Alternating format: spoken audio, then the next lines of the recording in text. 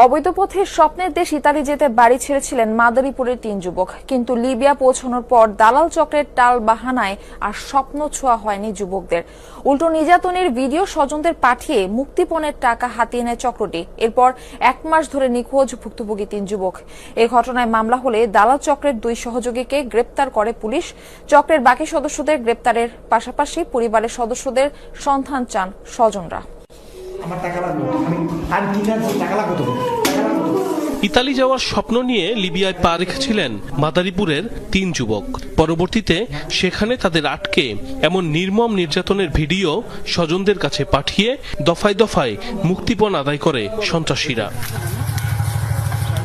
গত বছরের 5 October Libya হয়ে ইতালি যাওয়ার উদ্দেশ্যে বাড়ি ছাড়েন শিবচর উপজেলার চরশেখরপুর গ্রামের কলেজ ছাত্র আলমাস খান, সবুজ তপাদার ও সজীব ফরাজি।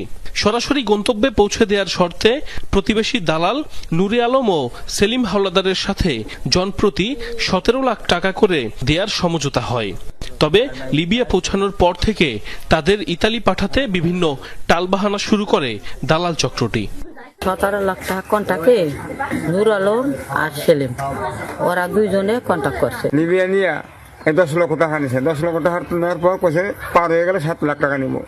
এরকম করে নিয়ে দাফে টাকা নিয়ে 21 লাখ টাকা পর্যন্ত নিয়ে বুঝুননি আমার ছেলে পার করা না। ছেলেপানে কানতে স্যার বলতেছে আমাকে কোনো টাকা মারলো কাটলো আর আমরা দিতে পারবো না। ওখান থেকে মুক্তি পাইয়া নাই বাহিরে হেরা যাইতে, যদি ওই মাফিয়া যদি পাঠায় তাই পাঠাইবো, আর যদি না পাঠায় তাহলে দেশে পাঠাই দিবে। স্বজনদের অভিযোগ, 3 যুবককে আটকে নির্যাতনের মাধ্যমে পরিবারের কাছ থেকে কয়েক দফায় নেওয়া হয় 1,20 লাখ টাকা। এরপর গত 29 অক্টোবর থেকে নিখোঁজ রয়েছে ভুক্তভোগী যুবকরা। 1.5 বছর যাবত লিবিয়া নিয়ে ওরা আটকেছে। তো এতদিন কথা হয়েছে, কিন্তু প্রায় 1 মাস চলতেছে। 29 তারিখ থেকে ওর সাথে আমাদের কোনো যোগাযোগ নাই। আমরা তো কেউ সহযোগিতা পাই না, যে ওরে কারো দলে যে সহযোগিতা হইব, কারা সহযোগিতা ওরা করবো, এই মানুষ আমরা পাই না। এরকম ভাবে মাফিয়ারা ভিডিও করে পাঠাইছে যা অগো এরকম ভাবে অত্যাচার করতেছে দেখার মতন না। এ ঘটনায় থানায় মামলা করে ভুক্তভোগী পরিবারগুলো।